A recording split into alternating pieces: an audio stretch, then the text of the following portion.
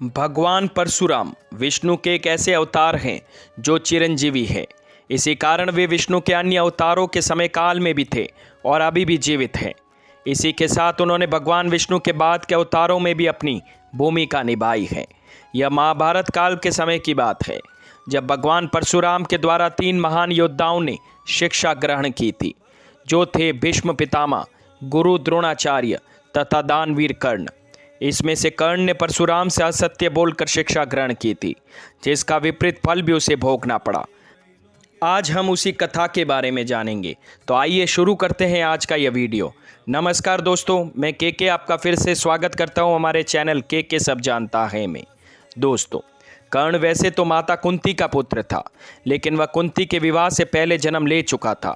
इसलिए कुंती ने लोक लज्जा के भय से उसका त्याग कर दिया था तथा नदी में बहा दिया था।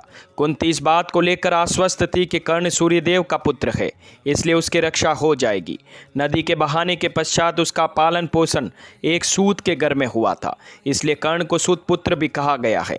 स्वयं कर्ण को भी नहीं पता था कि उसकी माँ का नाम कुंती है तथा वह एक क्षत्रिय कुल से है। क्षत्रिय कुल के होने के कारण उसके अंदर पहले से ही अस्त्र शस्त्र की विद्या प्राप्त करने की इच्छा थी। एक दिन इसी इच्छा स्वरूप वह गुरु द्रोणाचार्य के पास जाता है तथा उन्हें शिक्षा ग्रहण करने की इच्छा प्रकट करता है। चूँकि कर्ण एक सूत पुत्र था, इसलिए गुरु द्रोणाचार्य ने उसे शिक्षा देने से मना कर दिया।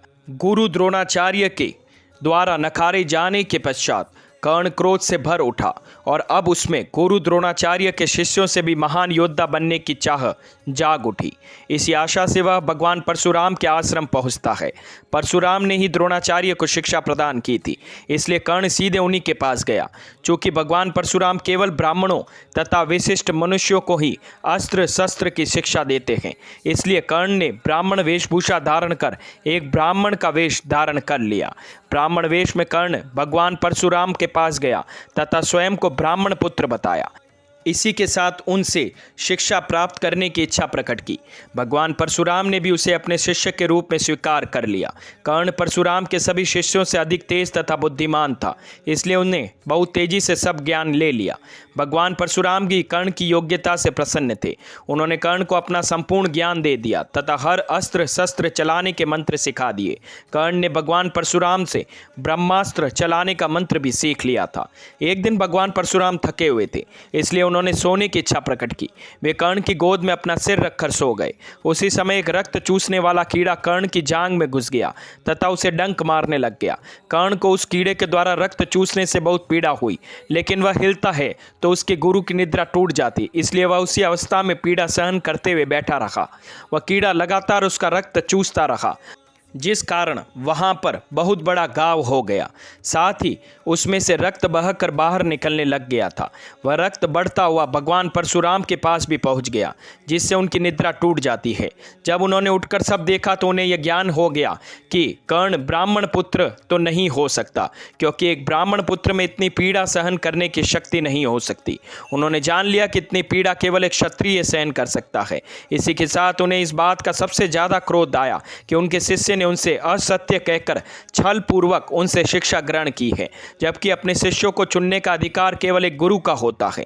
एक शिष्य की पहचान उनके गुरु से ही होती है, लेकिन कर्ण ने असत्य बोलकर उनसे शिक्षा ग्रहण की है।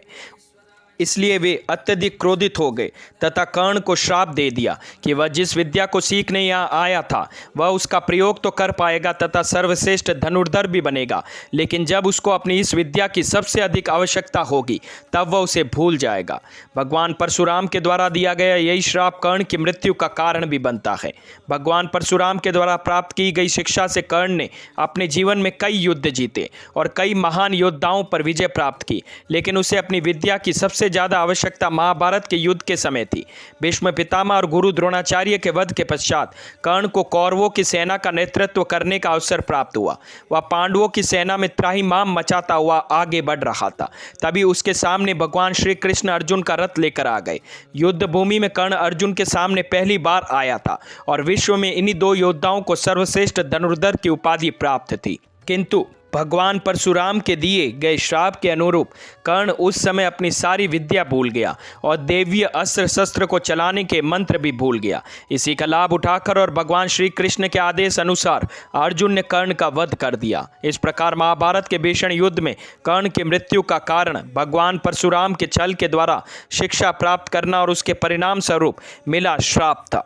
तो दोस्तों, कैसी लगी मेरी ये जानकारी? अगर मेरी ये वीडियोस आप लोगों को पसंद आते हैं तो प्लीज़ लाइक शेयर सब्सक्राइब करना ना भूलें और हाँ, कमेंट करना भी ना भूलें। धन्यवाद।